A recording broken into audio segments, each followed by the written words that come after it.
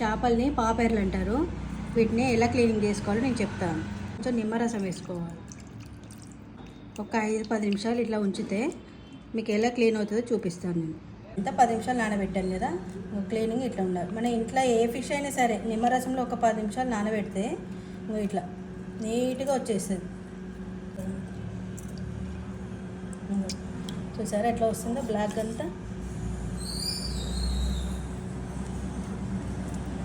ఈ ఫిష్ మీకు దొరికితే కనుక ఒకసారి తెచ్చుకొని ట్రై చేయండి, చాలా బాగుంటుంది. ఇది ఫ్రై చేసుకోవచ్చు, పులుసు చేసుకోవచ్చు. నేను ఫ్రై చేస్తున్నాను. ఇందాక ఎలా ఉన్నాయి, ఇప్పుడు క్లీనింగ్ అయినాక ఎలా ఉన్నాయో చూసారు కదా.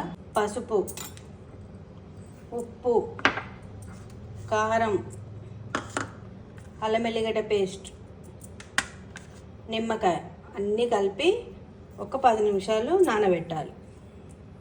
ఉప్పు కారం వేసి 10 నిమిషాలు అయింది. ఇప్పుడు వండుకుందాం మనం కర్రీ. ఆనియన్ పచ్చిమిర్చి వేసుకుందాం, పసుపు వేసుకుందాము.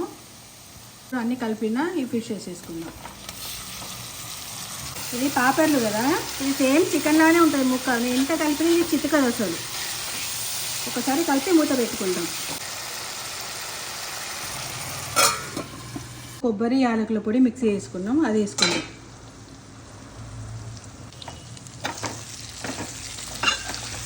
ఇది మొత్తం ఇట్లా దగ్గరికి ఇంకా ఫ్రై అవుతుంది. ఫ్రై అయితే బాగుంటుంది. అంటే పాపర్ల ఫ్రై రెడీ అయింది. కొత్తిమీర వేసుకొని దింపేసి అన్నీ కలిపి ఒక 10 నిమిషాలు అయిపోతుంది ఫ్రై.